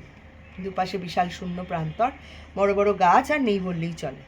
চাষের ক্ষেত, বাতাসের ঝটরপটর শব্দ। লোকজন কোথায়? রাস্তাও তেমন সমতল নয়, গাড়ি লাফাচ্ছে, ঝাঁপাচ্ছে। মাসিমা বললেন, কোথায় নিয়ে যাচ্ছিস বলতো? আরেকটু ধৈর্য ধরো না, দেখতে পাবি। আরেকটু ধৈর্য ধর, দেখতে পাবি। সত্যি দেখার মতো জায়গায় গাড়ি ঢুকলো। বহুকালের পুরনো একটা জমিদার বাড়ি। প্রথমেই পড়ল দুপাশে দুটো ভাঙা থাম। সেকালের গেট অতীত ঐশ্বর্যের সাক্ষী, এখন স্মৃতি। মোরাম ফেলা পথের ওপর দিয়ে গাড়ি এগিয়ে চলল কচর মচর শব্দে। থামলো গিয়ে বিশাল সেই বাড়িটার সামনে। দোতলা, কিন্তু পেল্লায় বড়। এপাশ থেকে ওপাশে ঘুরে গেছে। জোর একটা আলো জ্বলছে সামনে। আমরা সবাই নেমে পড়ল। অপরেশবাবু আগে আগে যাচ্ছেন, আমরা তার পেছনে। হঠাৎ বড় মামা উল্লাসে নৃত্য করে উঠলেন, পড়েছে, ছায়া তো পড়েছে। অপরেশবাবু বললেন, আপনি কি আমাকে সত্যিই ভূত ভেবেছিলেন? বলা তো যায় না ভাই, যা দিনকাল পড়েছে, কখন কি ঘটে। একটা কিছু হলেই হলো। একালে খুবই সত্যি। এই দুনিয়ায় ভাই সবই হয়, সবই সত্যি। বিশাল বড় বড় সিঁড়ি, এত চওড়া যে পাশাপাশি 3জন লোক আরামে শুতে পারে। পরিষ্কার তকতক করছে। রকটা এত বড় আর এত চওড়া যে জনসভা করা যায়। হঠাৎ কোথা থেকে সন্ডা মার্কা একজন লোক বেরিয়ে এলো। যতটা চওড়া ততটা লম্বা নয়, বেটে গুটগুটে। অপরেশবাবু বললেন, এই যে স্যান্ডো, তোমার অতিথিরা সব এসে গেছেন, সেবা করতে হবে যে। স্যান্ডো উত্তরে অদ্ভুত একটা শব্দ করল। অপরেশবাবু বললেন, এক অদ্ভুত জীব, বোধ আছে, ভাষা নেই, গভীর হৃদয়ের মালিক, তীব্র অনুভূতি। আমার লাগলে ও কাঁদে, অন্যের জন্য জীবন দিতে পারে। দুঃসাহসী কাজে ওর জুড়ি নেই কোনো। আবার ভীষণ শিল্পবোধ। ওর হাতের কাজ দেখলে অবাক হয়ে যাবেন আপনারা। ভাষা নেই বলে এর জাত বোঝার উপায় নেই, বাঙালি কি বিহারি। স্যান্ডো একজন মানুষ, এ পারফেক্ট ম্যান, আমার সংগ্রহের একটি শ্রেষ্ঠ রত্ন। মাসিমা বললেন, এরকম আরও আছে নাকি? অবশ্যই, একটু পরেই তোকে এক বৃদ্ধ দেখাবো, তার বয়স বলতে পারলে আমি 1000 টাকা বাজি হেরে যাব। বিশাল একটা হল ঘর, তার পাশে সরু ঘর পেরিয়ে আমরা সবুজ ঘাসে ঢাকা বিশাল একটা উঠোনে এসে পড়ল, যেন সবুজ কার্পেটে মোড়া। আমার জুতো টুতো খুলে সেই নরম গার্লসের ওপর নেমে পড়লুম আমরা। ঠিক মাঝখানে একটা সাদা ল্যাম্পপোস্ট, জোরালো আলোয় চারপাশ ফটফট করছে। মাসিমা বললেন, টুটুল, তুই যে একটা স্বপ্ন তৈরি করেছিস রে, এমন ঘাস তো আগে দেখিনি কখনো। একে বলে মেক্সিকান গ্রাস, একেবারে পুরো কার্পেটের মতো। স্বপ্ন আর দুঃস্বপ্ন দুটোই আছে পাশাপাশি। ভয়ঙ্কর চরিত্রের কিছু মানুষও আছে। তাদের রেখেছিস কেন? গবেষণার জন্য। আমার বিষয়টা জানিস তো, চরিত্র আর ওষুধ, মানে চরিত্রের ওপর ওষুধের কোনো প্রভাব আছে কি না। বড় মামা বললেন, সে তো আছে, এর নতুন করে গবেষণা করতে হবে কেন? তুমি সময় নষ্ট করছো। না বর্দা, সময় নষ্ট না। কিছু ওষুধের সাইড এফেক্টে মানুষের আচার আচরণ পাল্টায়, আবার ওষুধ বন্ধ করলেই স্বাভাবিক অবস্থায় ফিরে আসে। আমার গবেষণা তা নয়। আমি চিরদিনের মতো মানুষের চরিত্র পাল্টে দিতে চাই। যেমন ধরুন, বাঘের মতো যার স্বভাব, তাকে আমি হরিণের মতো করে দিতে চাই। বড় মা বললেন, ইস, অসম্ভব ব্যাপার, এই পৃথিবীর কোথাও কেউ পারেনি কখনো। একমাত্র ধর্মই পারে মানুষের স্বভাবটা পাল্টাতে, পারে মানুষের নিজের চেষ্টা আর সাধনা। শিক্ষা আর সঙ্গও বদলে দিতে পারে চরিত্র, পারে কর্ম। ওষুধ কি করবে অপরেশ? বাজে কাজে সময় নষ্ট করো না, অন্য অনেক বড় কাজ পড়ে আছে। অপরেশবাবু বললেন, আপনি আর 5টা বছর অপেক্ষা করুন। আমেরিকায় আমার আবিষ্কার জেলখানার কয়েদিদের ওপর প্রয়োগ করা হচ্ছে। ফল খুব একটা নিরাশ হওয়ার মতন নয়। মাসিমা বললেন, তোমাদের ডাক্তারের আলোচনা বন্ধ করো, আমার বিরক্তি লাগছে। আমরা সেই ঘাসের কার্পেটের ওপর বসে পড়লুম। স্যান্ডো আসছে, হাতে একটা ট্রে, তার উপর ঝকঝকে কাঁচের গ্লাস, টলটলে জল। স্যান্ডো ট্রেটা নামিয়ে রেখে একটা শব্দ করল, হাতের ভঙ্গি, মুখে অদ্ভুত হাসি, বলতে চাইছে, খেয়ে নাও। ঠান্ডা শরবত, অদ্ভুত একটা গন্ধ। আগে যত শরবত খেয়েছি এরকম গন্ধ পাইনি। মাসিমা বললেন, গন্ধটা কিসের রে? অপরেশবাবু বললেন, একটা হাড়, হিমালয়ের খুব উঁচুতে হয়, এখানে আমি বরফে রেখে চাষ করি। খেলে কিছু হবে না তো? খারাপ কিছু হবে না, ভালোই হবে। মানে অদ্ভুত একটা শান্তির ভাব আসবে, রক্ত ঠান্ডা হবে, রাতে ভালো ভালো স্বপ্ন দেখবি, নীল সরোবর, সাদা রাজহাঁস, রূপলি চাঁদ, সোনার রঙের পাখি। তোর মাথাটা কিন্তু আগের চেয়ে আরও খারাপ হয়ে গেছে। আগে অল্প পাগল ছিলিস, এখন বদ্ধ পাগল। অপরেশবাবু বললেন, এখনও তো পুরোটা দেখিসনি, আরও রাত বাড়ুক, দেখবি পাগলামি কাকে বলে। বড় মামা বললেন, তার আগেই আমরা পালাবো। কোথায় পালাবেন? আপনারা এখন আমার হাতের মুঠোয়। বড় মামা বললেন, আবার ভয় দেখাচ্ছ? আপনি ভয় পাচ্ছেন কেন? আর 15 মিনিট পরে আপনার কোনো ভয় থাকবে না। আপনার শরবতে আমি ফর্মুলা 5 মিশিয়ে দিয়েছি। এই সময় কোথাও কাঁসর ঘণ্টা বেজে উঠল, পূজারতির শব্দ। মাসিমা বললেন, মন্দির আছে কাছে বুঝি? কাছাকাছি মানে ছাদে, যাবি নাকি? জমিদার বাড়ির রাজকীয় সিঁড়ি ঘুরে ঘুরে ওপরে উঠেছে, সে এক দেখার জিনিস। মাসিমা বললেন, বাড়িটা কার ছিল রে? বীরভূমের এক মস্ত রাজার, আমার বাবা কিনেছিলেন এক সাহেবের কাছ থেকে। এখানে তার রেশমের ব্যবসা ছিল, বেশ বিরাট কারবার। বাবা তার চিকিৎসক ছিলেন, ভীষণ ভালোবাসতেন বাবাকে। সামান্য টাকায় বাড়িটা বাবাকে দিয়ে তিনি বিলেত চলে যান। এই বাড়িটার একতলার নিচে মাটির তলায় অনেক ঘর আছে। একটা ঘর যে কয়েদখানা ছিল দেখলেই বোঝা যায়, আর একটা ঘরে গুম খুন করা হতো, কোনো সন্দেহ নেই। পাথরের দেওয়াল, লোহার দরজা, যাকে মারা হবে তাকে ঢুকিয়ে দিয়ে দরজা বন্ধ করে দেওয়া হতো। জল, বাতাস, খাদ্যের অভাবে লোকটা কঙ্কাল হয়ে যেত। লোকটা যে মারা গেছে বোঝা যেত কীভাবে? যখন দেখা যেত সার দিয়ে লাল লাল পিঁপড়ে চলেছে। মাসিমা ধমকে উঠলেন, টুটুল, তোর ওইসব কাহিনী আমি শুনতে চাই না, আমার খারাপ লাগে। তুই এসব জানলি কেমন করে? সাহেবের একটা ডায়েরি থেকে। সাহেবের ইতিহাসে খুব উৎসাহ ছিল, সে যুগের সামন্ত রাজাদের অনেক তথ্য সংগ্রহ করেছিলেন। ডায়েরিটা বাবাকে দিয়ে বলেছিলেন, এই হলো তোমাদের অতীত, তোমাদের সভ্যতা, তোমাদের বিচার, তোমাদের বীরত্ব, তোমাদের কালচার। ফুটবল খেলার মাঠের মতো বিশাল একটা ছাদ আমাদের চোখের সামনে ঝম করে উঠল, চমকে দেওয়ার মতো। বড় লোকেরা জানতো বটে কীভাবে বাঁচতে হয়। ছাদের 4 কোণে 4টে নহবত, সেকালে ভোরে সানাই বাজত। রাজা দুধ সাদা ঘোড়ায় চড়ে রাইডিংয়ে বেরোতেন, রেশমের উপর জরির কাজ করা আচকান পরে। ঘরের মেঝেটা শ্বেত পাথরের, সামনেই বেদি, বেদির ওপর পাথরের মূর্তি। কোনো দেবতার নয়, একজন মানুষের। মুখটা ভীষণ ধারালো তরোয়ালের মতো, লম্বা লম্বা চুল, টানা টানা চোখ, বেশ সুঠাম চেহারা। এক বৃদ্ধ আরতি করছেন। ঘরে বসে আছে 20-25টি ছেলে। গুরুদেবের মূর্তি? মাসিমা জিজ্ঞেস করলেন। অপরেশবাবু বললেন, আমার বাবার মূর্তি, তিনিই আমার গুরু, যা দেবতা, যা বলিস। বড় মামা বললেন, তোমার পিতৃভক্তির তুলনা নেই, তুমি জীবনে উন্নতি করবে। যতক্ষণ না পুজো শেষ হলো আমরা বসে রইলুম হাত জোড় করে। বেশ লাগছিল, আলো, ধূপের গন্ধ, ছেলেরা সমবেতভাবে গান গাইছে। আমরা ছাদে চলে এলুম। অপরেশবাবু বললেন, বৃদ্ধ পূজারীর বয়স কত হবে বলে মনে হয়? মাসিমা বললেন, 70-80। অপরেশবাবু বললেন, 20-21। বড়মা বললেন, তাই নাকি? আর এ তো একটা দুর্লভ অসুখ, 1 বছরে 20 বছর বুড়িয়ে যাওয়া। আমার শোনাই ছিল, আজ সৌভাগ্য হলো দেখার, এ তো বেশি দিন বাঁচবে না। অপরেশবাবু বললেন, অবশ্যই না, বড় জোর আর 2 বছর, এরপর ও আর উঠতে পারবে না। এখন যা কিছু করছে আমার ওষুধের জোরে। আমরা ছাদের এক মাথা থেকে আর এক মাথায় হেঁটে গেলাম। বহু দূর পর্যন্ত দেখতে পাচ্ছি, কোথাও কোনো ঘর বাড়ি নেই, চাষের ক্ষেত, সব দিকেই চোঁচা দৌড়চ্ছে যেন। দূরে দূরে, বহু দূরে একটা দুটো মিটমিটে আলো, হয়তো কোনো ছোট গ্রাম। মাঝে মাঝে গাড়ির ইঞ্জিনের শব্দ, ট্রেনের বাঁশি। জায়গাটা ভীষণ ভালো, কিন্তু আমার একটু ভয় করছে। সকলেই এখানে অসুস্থ নাকি? ছাদ থেকে নিচের দিকে তাকালুম, বাড়িটার পিছন দিকেটা সাদা একটা অ্যাম্বুলেন্স দাঁড়িয়ে আছে। চৌবাচ্চার মতো কি একটা রয়েছে বাঁধানো, সেখান থেকে ভিস ভিস করে নীলচে ধোঁয়া বেরোচ্ছে। অদ্ভুত ধরনের ধোঁয়া, দেখেই মনে হয় ভীষণ ঠান্ডা। জিজ্ঞেস করলাম, কাকু ওটা কি? ভোমরার মতো চাপা শব্দ। ওখানে বরফ তৈরি হচ্ছে বাবলু। আমার যে রোজ চাংড়া চাংড়া বরফ লাগে। কিছু আবার পানাগড়ে সাপ্লাই দিই, কিছু রোজগারও হয়। বড় বাবা বললেন, তোমার আয়টা কি? সবই তো দেখছি ব্যয়। আয় আছে, ভালোই আয় হয়। এখানে আমি এমন কিছু তৈরি করি যার কোথাও তৈরি হয়। জিনিসটা হলো বিষ, পয়জন, যার এক ফোঁটায় 1000টা লোক মারা যায়। বাপরে, কোন জায়গায় নিয়ে এলে ভগবান, এই যে একবারে সাংঘাতিক লোক। মাসিমা বললেন, সব ছেড়ে তুই এসব অদ্ভুত জিনিস নিয়ে পড়লি কেন? আমার তো শুনেই ভয় করছে। কাকু হেসে বললেন, মাটির তলায় একটা ঘরে কিলবিল করছে সাপ, বিষাক্ত সাপ। প্রত্যেকটা সাপ থেকে সপ্তাহে একবার করে বিষ বার করা হয়। স্যান্ডো এই ব্যাপারে ভীষণ এক্সপার্ট, সাপ যেন ওর বন্ধু। বড়মা বললেন, বিষ তোমার কোন কাজে লাগবে? বলেন কি, বিষ থেকে কত ওষুধ তৈরি হচ্ছে। বিষ যেমন প্রাণঘাতী, তেমনই প্রাণদায়ী। আপনি তো জানেন দাদা, সব ওষুধই তো এক ধরনের বিষ। মাসিমা বললেন, বক বক বন্ধ করে কিছু খাওয়া দাওয়ার ব্যবস্থা করলে হতো না? ঠিক ঠিক, আমার তো খেয়ালই ছিল না রে খুশি। চল চল, আমরা নিচে যাই।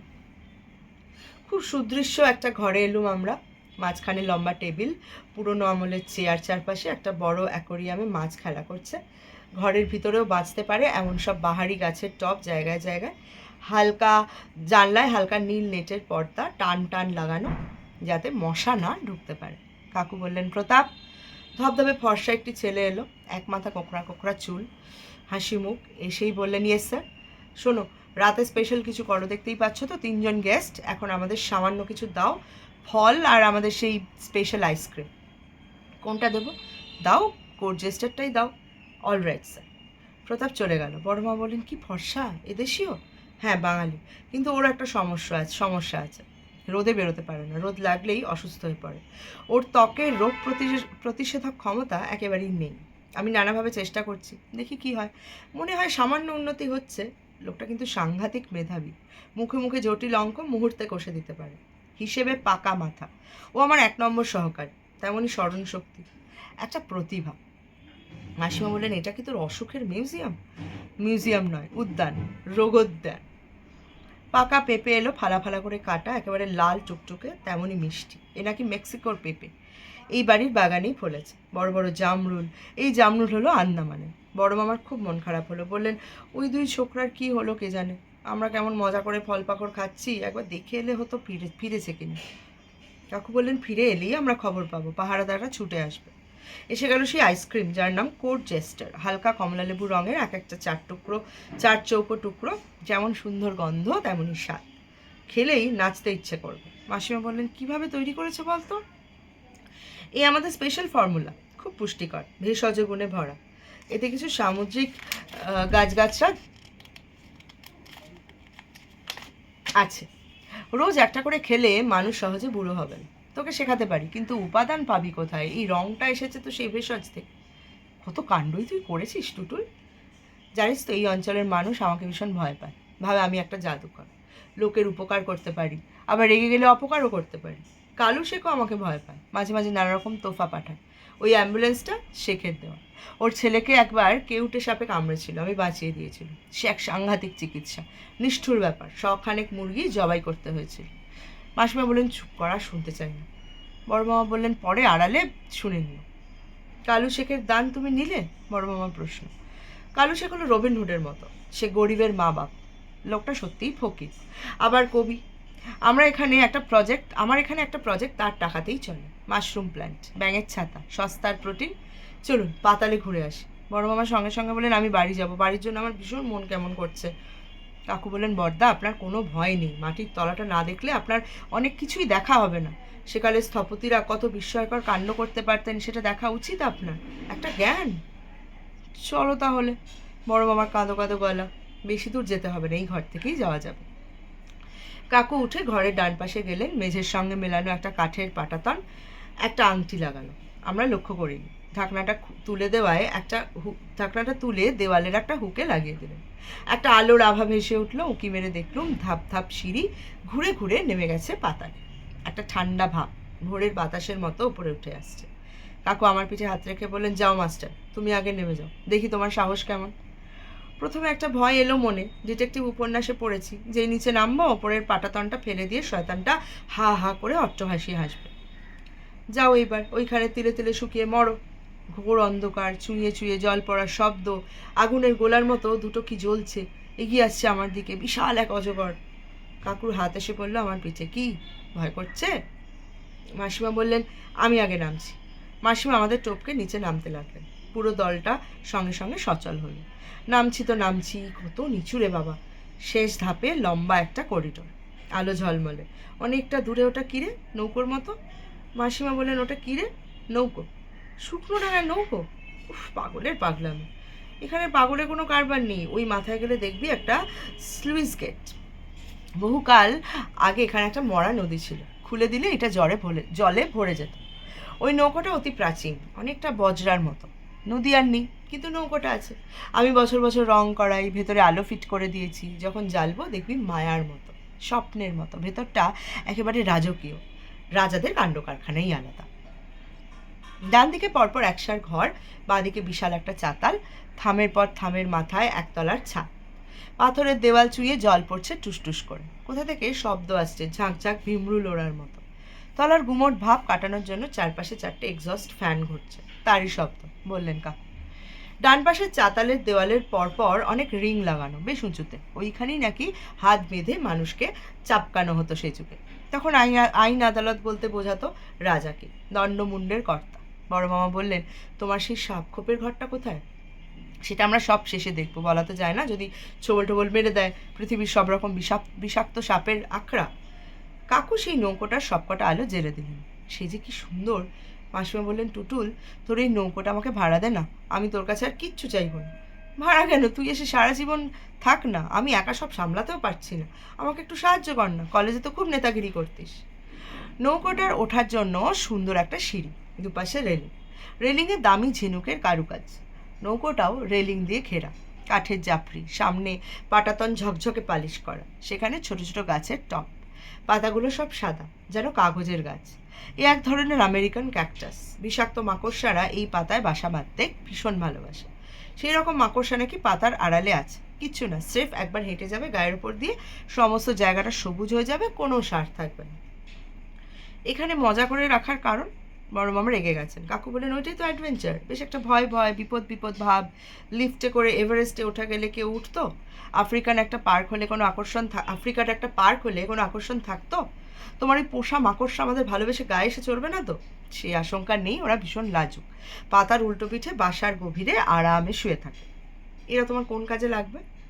ওর ভেনাম থেকে অসাধারণ একটা মলম তৈরি হয়েছে। নার্ভ পেনে মানুষ যখন ছটফট করে, অসহ্য যন্ত্রণায় যখন মানুষের আত্মহত্যা করার ইচ্ছে হয়, তখন সেটা লাগালে শান্তি। ওষুধের নাম রেখেছি গ্রিন। নৌকোর ঘরটা বেশ চওড়া, সবুজ কার্পেটে মোড়া মেঝে, সাদা বালিশ, তাকিয়া, বসে লেখার টেবিল, হাতের দাঁতের টেবিল ল্যাম্প, কিছু বই। কি সুন্দর! মনে হলো আর কোথাও যাব না, এইখানেই থাকি। একপাশে একটা পালিশ করা ক্যাবিনেট, ঝকঝকে সোনার মতো হাতল লাগানো। মাসিমা বললেন, ওটার মধ্যে কি আছে দেখবি? কাকু পাল্লাটা খুললেন। মাসিমার মতো সাহসীও ভয়ে আঁক করে উঠলেন। আমি মাসিমাকে জড়িয়ে ধরেছি। আস্ত একটা কঙ্কাল, কান পর্যন্ত দাঁত বের করা হাসি, মরে গিয়ে যেন মাথা কিনে নিয়েছে। আমাদের বাঁচা দেখে হ্যাঁ হ্যাঁ করে হাসছে। মাসিমা বললেন, টুটুল, তোর কি কোনো কাণ্ডজ্ঞান নেই? এই সুন্দরের মধ্যে এই অসুন্দরকে ভরে রেখেছিস। ম্যাডাম, কঙ্কালের চেয়ে সুন্দর কিছু আছে? নৌকো নিয়ে যায় পরপারে, জীবনের পরপার হলো মৃত্যু, সবাই একদিন যাবে ভাই। বড় মামার সঙ্গে সঙ্গে কবিতা এসে গেল। কঙ্কালটা দেখে তার খুব আনন্দ হয়েছে। বড় মামা বললেন, একটা শের শোনো। লম্ফ ঝম্প যতই করো, ওই তো তোমার কাঠামো, 3 খাবিতেই অক্কা পাবে, ঘুচে যাবে বাদরামো। বলো বলো, ওয়াও ওয়াও। আমরা সবাই একসঙ্গে ওয়া ওয়া করে উঠলাম। এটা সেই ফকির ঢুকিয়েছেন বড় মামার মাথায়। কাকু সেই ক্যাবিনেটের ভিতর থেকে ভিতরে একটা লাল আলো জেলে দিলেন। ভয়ঙ্কর, আরও ভয়ঙ্কর হয়ে উঠলো। মাসিমা বললেন, টুটুল একটু বেশি হয়ে যাচ্ছে, তুই বুঝি ভয় দেখি আনন্দ পাস? খুশি, এ হলো আমার দেবতা। জানিস তো একে আমি রোজ আরতি করি, আমি শক্তি পাই, আমার বিচার বিশ্বাস সব পরিষ্কার হয়ে যায়। এটাই তো আমার ভেতরের সংবাদ। কিছুক্ষণ তাকিয়ে থাক, দেখবি প্রেমে পড়েছে। ছেলেটা যে ভয় পাচ্ছে এটা বুঝছিস না কেন? মাস্টার, তোমার ভয় করছে? কাকু আমার পিঠে তার ভারী হাত রাখলেন। একটু আরাম করে বসাই যাক না। বড় মামা কার্পেটে বসলেন, তাকিয়া হেলান দিয়ে ক্যাবিনেটের পাল্লা বন্ধ করে দিলেন কাকু। আমরাও বসলাম। কাকু বললেন, বাবা যখন বাড়িটা কেনেন তখন আমরা এই পাতালের ব্যাপারে তেমন মাথা ঘামাইনি। আমি তো তখন শিশু। বাবা ভাবতেন বড় লোকের বাড়িতে অমন আন্ডারগ্রাউন্ড গোডাউন কতই তো থাকে, আচ্ছা থাক, কোনোদিন দেখলেই হবে। যেদিন দেখলেন সেদিন মাথা ঘুরে গেল। কেলহাই ব্যাপার, সাহেবও বোধ হয় তেমন মাথা ঘামায়নি। সে এক নতুন মহাদেশ আবিষ্কারের মতো উত্তেজনা। অনেক রকম জিনিস বেরোলো, তার মধ্যে কিছু মূল্যবান। কঙ্কালটা ছিল নৌকোর মধ্যে, এই ঘরে এক কোণে বসে থাকার ভঙ্গিতে। কঙ্কালটা কোনো নারীর, বয়স 20 থেকে 22-এর মধ্যে। মনে হয় হত্যা করা হয়েছিল। রাজা টাজারা তো তখন এসবই করতেন। মনে হয় নৌকা শুধু জলে ডুবিয়ে দিয়েছিল। কে সেই নারী, কি তার নাম, কি ইতিহাস, কিছুই জানা যাবে না। বাবা সেই কঙ্কালটাকে নৌকোর খোলেই প্রতিষ্ঠা করলেন। বললেন, থাক, এই বজরাত দেবী হয়ে। পরে আমি ডাক্তারি পড়ার সময় খুব কাজে লেগে গেল। আমরা ভোম মেরে বসে রইলাম কিছুক্ষণ, ফুটফুটে আলোর মালায়, যেন বিয়ে বাড়িতে রোশনাই। বজরায় চেপে বড় বউ চলেছে। হঠাৎ মনে হলো, কি কাণ্ড, মাসিমার সঙ্গে অপরেশ কাকুর বিয়ে তো হতে পারে। আমি কেমন যেন সুন্দর একটা মেশো পাবো। কি মজার মানুষ, এই বাড়িটা তো বাড়ি নয়, রহস্যপুরী। ও ভগবান, সানাইটা একবার বাঁচিয়ে দাও না ভগবান। আমরা নৌকো থেকে নেমে এসে একেবারে শেষ মাথায় একটা ঘরের সামনে এলো। কাচের দরজা, মোটা মোটা মোটা প্লেট গ্লাস, দরজা খোলা যাবে না। সাপের ঘর। কাচের বাইরে থেকে পরিষ্কার দেখা যাচ্ছে সাপ নয়, আর একটা ছোট্ট কাচের বাক্স মেঝেতে সেট করা, সেটাতে একটা গর্ত, ওই গর্তের মুখে একটা ব্যাং রাখলে সাপ মাথা গলাবে। সঙ্গে সঙ্গে একটা লোহার ক্যাচার দিয়ে মাথাটা চেপে ধরে মুন্ডুটা পাকড়াতে হবে। তারপর মাথাটা উল্টে 20 দাঁত থেকে বিষটা ঢেলে নিতে হবে পাথরের বাটিতে। কঠিন কসরত। স্যান্ডু এই কাজটা ভীষণ ভালো পারে। ক্ষীণ একটা শব্দ আসছে, ঝুমঝুম শব্দ। ওটা নাকি র্যাটল স্নেক, ওরকম শব্দ করে।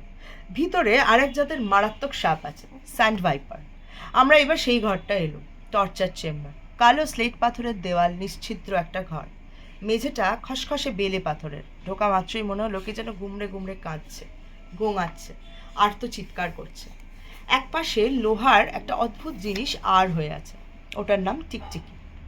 দেখতেও বিশাল একটা টিকটিকির মতো। জামা কাপড় খুলে মানুষটাকে উপুর করে ওই টিকটিকিতে বেঁধে দেওয়া হতো, তারপর চালানো হতো চাবুক। পেছনটা ফালা ফালা হয়ে যেত। একসময় জল জল করতে করতে অজ্ঞান। এই অত্যাচারের যন্ত্রটা এখানে রাখার কারণ মাসিমা জানতে চাইলেন। কাকু বললেন, ইতিহাস। সিলিং থেকে ঝুলিয়ে পেটাবার জন্য কত বড় বড় রিং ঝুলছে, তাকাতেই ভয় করে। কাকু বললেন, এই ঘরের একটা দেওয়াল ফাঁপা, কারণটা জানা নেই। তার উপরে একটা গর্ত আছে, মনে হয় ট্রিকের আগুন পুড়ে শরীরটাকে ধীরে ধীরে তিলে তিলে ঝলসানো হতো। মাসিমা প্রায় ছিটকে ঘরের বাইরে চলে গেলেন। অসম্ভব, আর সহ্য করা যাচ্ছে না। বাইরে দাঁড়িয়ে মাসিমা বললেন।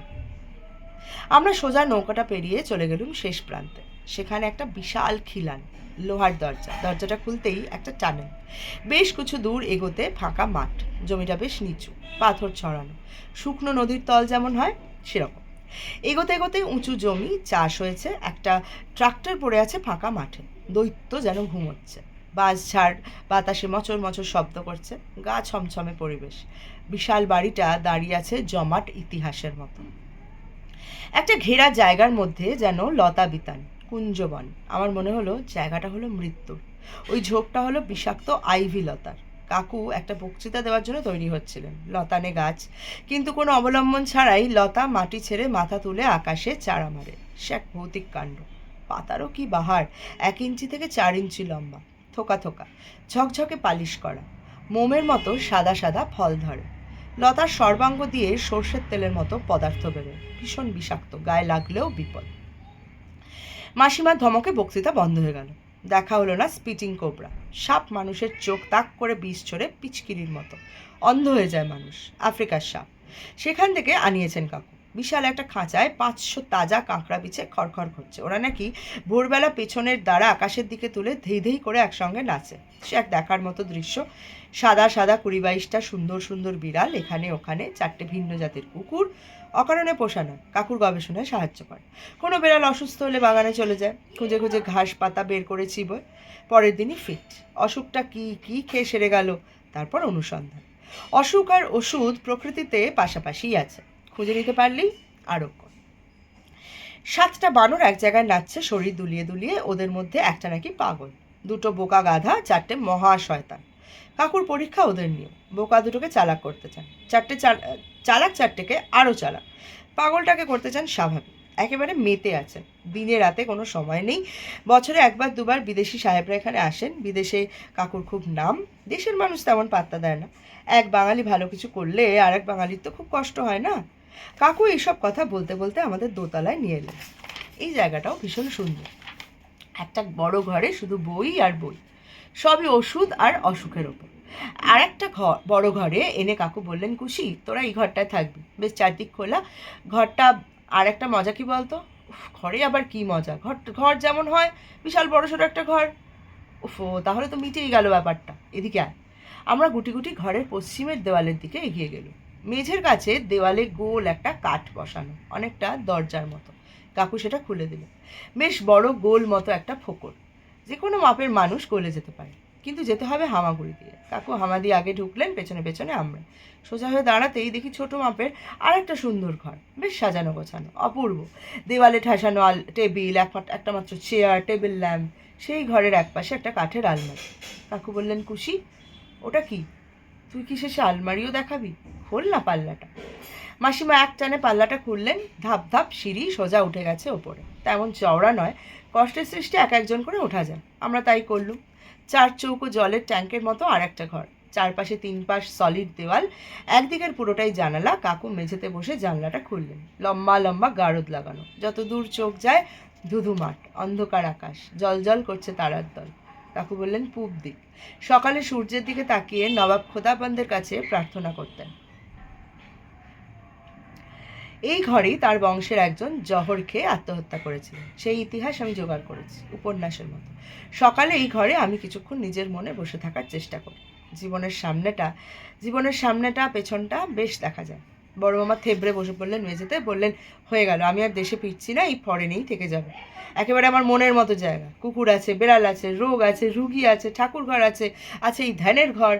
আমার আর কিছুর দরকার নেই। সুখে আমার জীবনের বাকি দিন কটা কাটিয়ে দেবো। ক্যা মজা, হরদম খাও তাজা, হরদম খাও খাজা, দেই দেই নাচো, প্রেম সে বাঁচো। আমরা আবার নানা কসরত করে সেই বড় ঘরে এসে গেলুম। মাসিমা বললেন, এইবার আমি স্নান করবো, সমস্যা একটাই, তারপর আর এই জামা কাপড় পরতে ইচ্ছে করবে না।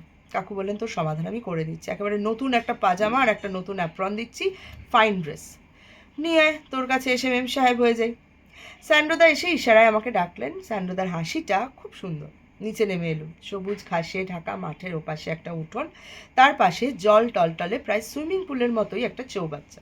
জায়গাটা ঝলমল করছে আলোয়।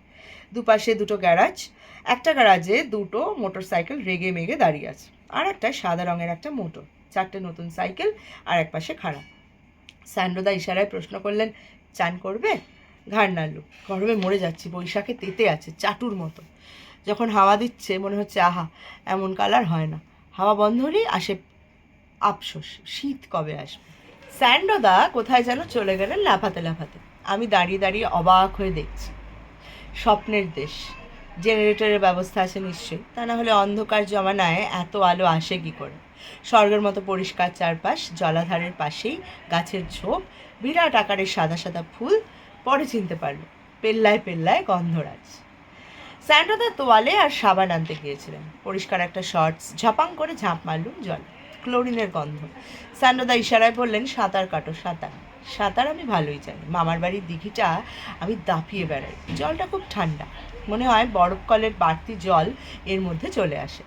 হঠাৎ স্যান্ডোদা কি একটা কায়দা করলেন, চোঁ চোঁ করে সমস্ত জল নিচের দিকে টেনে নিলেন। ঘুরতে ঘুরতে পাক খেতে খেতে চলে গেল পাতালে। শুকনো সুইমিং পুল, মাঝখানে দাঁড়িয়ে আছি বোকার মতো।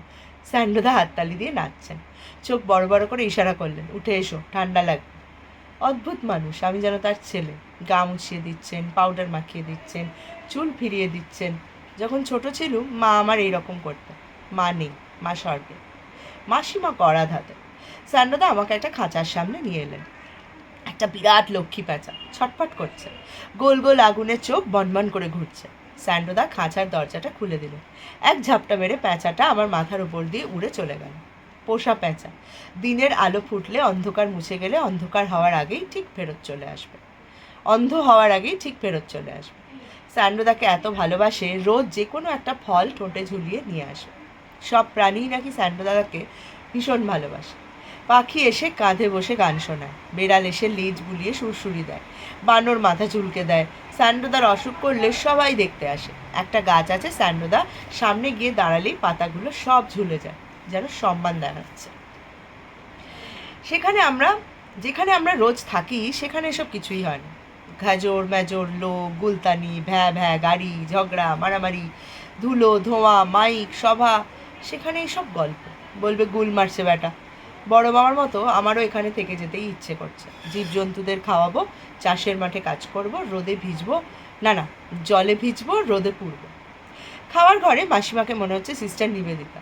ধুতি পাঞ্জাবি পরা বড় মামা যেন জামাইবাবু। নিজেকে তো দেখতে পাচ্ছি না, কেমন দেখাচ্ছে জানি না। নিরামিষ, কিন্তু খাওয়াটা হলো দারুণ। এই প্রথম রোস্টেড পোটাটো খেলাম, যাকে বলে আলু পোড়া, খসে খসে পড়ে যাচ্ছে।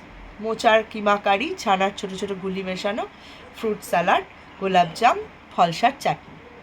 হাত ধুতে ধুতে বড় মামা বললেন, ছেলে দুটোর জন্য ভীষণ ভাবনা হচ্ছে। সেই কখন গেছে, এখনো আসছে না। ও অপরেশ, একটা কিছু তো করতে হয়। রাত 12টার সময় কি করবেন বড়দা? চলো না, তোমার গাড়ি নিয়ে একবার পানাগড়ের দিকে যাই। চিন্তায় তো ঘুম আসছে না। ঘুম আসবে না, রাস্তাটা ভালো নয় বড়দা, কয়েক ঘন্টা বিশ্রাম করুন, ভোরেই বেরোবো। যাই বলো, ব্যাপারটা কিন্তু অস্বাভাবিক। বিশাল বিছানায় ধপাস করে পড়ার সঙ্গে সঙ্গে ঘুমোতে ঘুমোতেই মনে হলো ঘরের মধ্যে ঘর, ঘরের মাথায় ঘর। মাসি মামার পাশে, বড় মামা ওপাশের বিছানায়। কে যেন কোথায় একটা সেতার বাজাচ্ছে। পাতালে কিলবিল করছে হাজারটা সাপ। নৌকোর ভিতর কঙ্কালটা জ্যান্ত হয়েছে। নদীটা ফিরে এসেছে, সুড়ঙ্গটা জলে ভরে গেছে। খুব ভয় করছে আমার। সুইমিং পুলটা শা করে শুকিয়ে গেল। প্যাঁচাটা উড়ে গেল মাথার উপর ঝাপটা মেরে। কিচির মিচির কিচির মিচির, কত পাখি রে বাবা। ঘুম ভেঙে গেল। পাশে মাসিমা নেই, বড় মামার বিছানা খালি। ধর্মর করে উঠে বসলো। দেখি বড় মামা হামাগুড়ি দিয়ে সেই রহস্যময় ঘরটা থেকে বেরিয়ে এলেন। এসেই বললেন, এই কথা তোকে আজ স্বীকার করতে হবে, না বেড়ালে মানুষের জ্ঞান বাড়ে না। আমি দেশে ফিরেই আমাদের বাড়ির সব দরজা খুলে ইট দিয়ে গেঁথে এরকম ছোট ছোট গোল গোল গুহা টাইপের গর্ত করে দেবো। সবাই যাওয়া আসা করবে হামাগুড়ি দিয়ে। আর আমার ঘরের মাথার উপরে একটা জলের ট্যাঙ্কের মাপে ঘর করে দেওয়াল আলমারির ভেতর দিয়ে সিঁড়ি চালিয়ে দেবো। ভাবতে পারিস কেসটা কি দাঁড়াবে? আলমারির পাল্লা খুলে বেরিয়ে আসছে কে? না তোর বড় বাবা। মাসিমার অনুমতি নিয়ে করতে হবে। মাসিমা মাসিমা বলবি না কাকিমা, ভেবে দেখ। সে আবার যে কোনো একটা তোকে তো চেঞ্জ করতেই হবে। হয় অপরেশ হবে তোর মেশো, না হয় কুশি হবে তোর কাকি। এবার তোর যেটা পছন্দ। বেরিয়ে যেতে যেতে বড় মামা একটা শের ছেড়ে দিলেন, হোতা হ্যায় ওয়াহি মঞ্জুরে জো খুদা, খাও ভিজে ছোলা আর ডুমো ডুমো আদা। নিচে এসে আমরা একটা চা খেলুম, যার নাম হার্বাল টি। হরেক জিনিস দিয়ে তৈরি, দারুণ একটা জিনিস, সুন্দর স্বাদ। বড় মামা খাচ্ছেন আর বলছেন, যেন পাখির শীষ, যেন ভোরের আলো, যেন নদীর স্রোত, যেন বাতাসের শব্দ, যেন নীল আকাশ, যেন মারু বেহাগ। গাড়ি পাহারা দিচ্ছিল যে ছেলে দুটি, তারা ফিরে এসেছে। কারোর কোনো পাত্তা নেই। কাল রাতে আর কোনো ঝামেলার ঘটনা ঘটেনি। রাস্তায় কাল গাড়িও কম ছিল। কিছুক্ষণের মধ্যেই আমরা বেরিয়ে পড়ল কাকুর গাড়িতে, সোজা পানাগড়ের দিকে। পানাগড় বাজারে যত মেরামতির দোকান ছিল, গ্যারাজ ছিল, সব খোঁজ নেওয়া হলো। লম্বা ফর্সা মতো একজন, আর একজন দেশ দোহারা চেহারা, উল্লেখযোগ্য হলো ভুঁড়ি, পাঞ্জাবি ঠেলে বেরিয়ে আসছে ভুঁড়ি। বড় মামার আবার নিপুণ ব্যাখ্যা, শরীরের মধ্যভাগ যেন ভূমণ্ডল, যেন একটা গ্লোব স্লিপ করে নিচে নেমে এসেছে। তবু কেউ সন্ধান দিতে পারলেন না। না, অমন একজোড়া জিনিস এ তল্লাটে আসেনি। বড় মামা আবার একজনের উপর ভয়ঙ্কর রেগে গিয়ে বললেন, দুটো বুড়ো ছেলে কি তাহলে উবে গেল? মিস্ত্রি বললেন, বুড়ো ছেলেরা উবে গেল বলে আমাকে দাবড়াচ্ছেন কেন? দেব 7 নম্বর রেঞ্জ দিয়ে টাইট দিয়ে খোয়ানাগড়ে আর কোথাও দেখতে বাকি রইল না। ডাক্তারখানা, জ্যোতিষ কার্যালয়, স্টেশনারি দোকান, রেশন শপ, সেলুন, বাকি রইল না কোনো কিছুই। বড় মামা বললেন, চোর চোর খেলছে নাকি? ছেলেবেলায় ওই পাগলটা এমন লুকোতো, শেষে পুলিশ কি দমকল লাগিয়ে টেনে বার করতে হতো। দেখো কার চালে উঠে কি শুকনো পাত কয়েক পড়ে বসে আছে। বাজারের এক দোকানদার বললেন, ট্রেনে কাটা পড়েনি, এটা আমি হলফ করে বলতে পারি, কারণ আমার বাড়ি স্টেশনের কাছে। এক ভদ্রলোক জিনিস কিনছিলেন, তিনি হঠাৎ বললেন, কাল সন্ধ্যের পর থেকে গ্রহ সন্নিবেশ খুব খারাপ ছিল। আমার ছোট মেয়েটা বড়শি খেয়ে ফেলেছিল। তার সঙ্গে আমার ভাইয়ের নিরুদ্দেশ হওয়ার কি সম্পর্ক? বড় আমার উষ্ণ প্রশ্ন। আছে মশাই, আছে। হয় মানুষের গলায় আটকাবে, না হয় মানুষটাই আটকে যাবে। দেখুন আপনার ভাই কোথাও আটকে বসে আছে। বয়স কত? বড় মামা রেগে রাস্তায় চলে গেলেন। এক পাশে দাঁড়িয়ে ঠিক হলো আমরা দুর্গাপুরের দিকে এগিয়ে যাব। তাই হলো। গাড়ি স্টার্ট নিল, যাচ্ছি তো যাচ্ছি, হঠাৎ দেখা গেল একটা লরি উল্টে পড়ে আছে আমাদের বাঁ পাশে মাঠ। কাকু গাড়িটা স্লো করে শেষে থামিয়ে দিলেন। একবার দেখলে হয়, কাকু বললেন। আমরা ভয়ে ভয়ে নেমে পড়লুম, কেউ কোথাও নেই। ড্রাইভার, ক্লিনার, ঢাল বেয়ে মাঠে নামলুম আমরা। সব ভোঁ ভোঁ। দূর থেকে একটা ছেলে দৌড়তে দৌড়তে এলো, কাছে এসে হাঁপাচ্ছে। হাঁপাতে হাঁপাতে বললো, দুজন লোক ঝোপের মধ্যে লুকিয়ে বসে আছে। বড় মামা প্রশ্ন করলেন, কীরকম লোক? ভদ্রলোক, ভালো লোক। আমরা এবড়ো খেবড়ো মাঠের ওপর দিয়ে এগিয়ে গেলুম। বেশ ঘন ঝোপ, একটু জলা মতো। ঝোপের মধ্যে ভোম মেরে বসে আছেন শরৎ কাকু আর মেজো মামা। বড় মামা হুঙ্কার ছাড়লেন, কি হচ্ছে ওখানে, পিকনিক?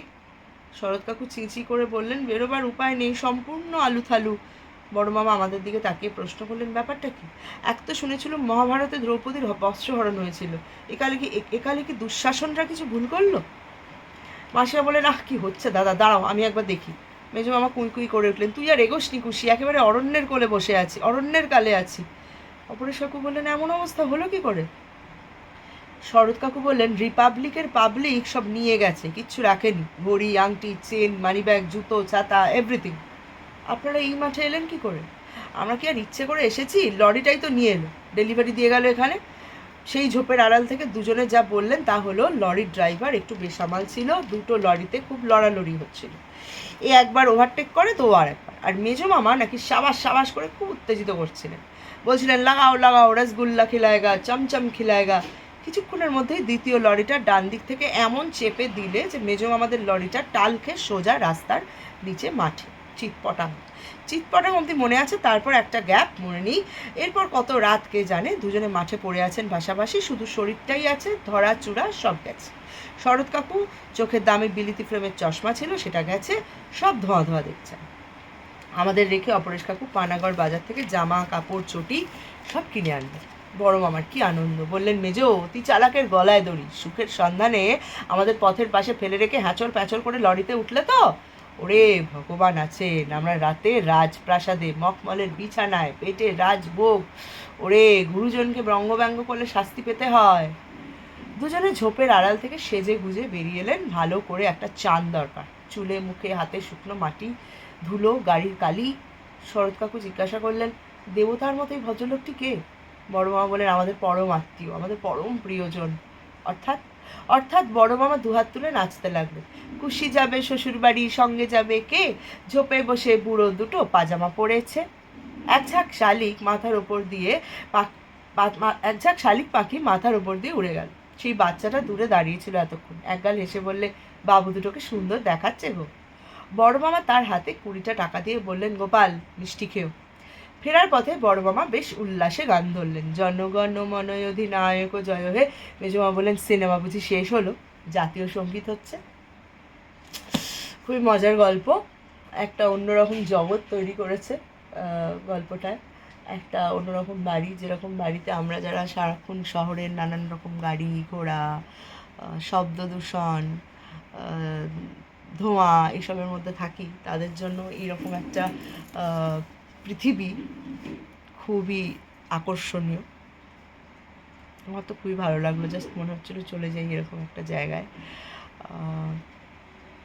আমি খুবই ঘুরতে ভালোবাসি, তাই নতুন জায়গা, নতুন মানুষ, নতুন ধরনের বাড়ি, বাড়ি মানে নতুন ধরনের স্থাপত্য, নতুন ভাষা, নতুন ধরনের খাবার, এইসব এক্সপ্লোর করতে আমার খুবই ভালো লাগে।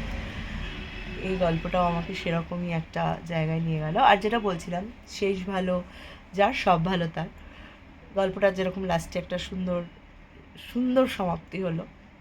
তার মানে বাকি এই যে পুরো স্ট্রাগলটা ছিল সেটাও কোথাও একটা ওয়ার্থ ইট আমাদের জীবনেও তাই। আজকে আমি একটু সকাল থেকে গল্প বলা শুরু করেছি। গল্পটা খুবই বড় ছিল, বাইরে এখন ভীষণ বৃষ্টি পড়ছে। আমি মাঝখানে আরও অনেক কিছুর ভিডিও দিয়েছি, রান্নার ভিডিও, নিনির ভিডিও, আমার মেয়ের ভিডিও। আজকে বিকেলে যদি কিছু রান্নাবান্না করি তাহলে তার ভিডিও দেব। বৃষ্টি পড়ছে, একটু অন্যরকম কিছু রান্না করতে তো ইচ্ছে করে, অন্যরকম কিছু খেতে ইচ্ছে করে। আমার বাড়িতে আমি এইরকম একটা অন্য পৃথিবী বানিয়ে রাখার চেষ্টা করি সবসময়।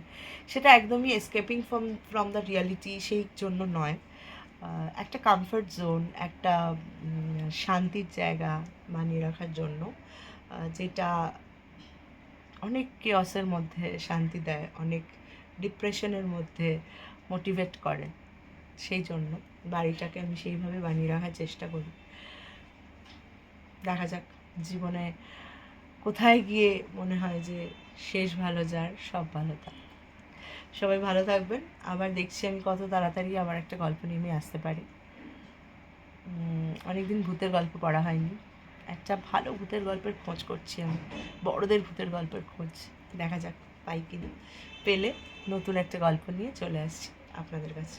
সবাই খুব ভালো থাকবেন এবং প্রত্যেক দিন যেন এই কথাটা আপনাদের জীবনে সত্যি হয়, আমার জীবনেও সত্যি হয় যে শেষ ভালো যার সব ভালো তার। টাটা।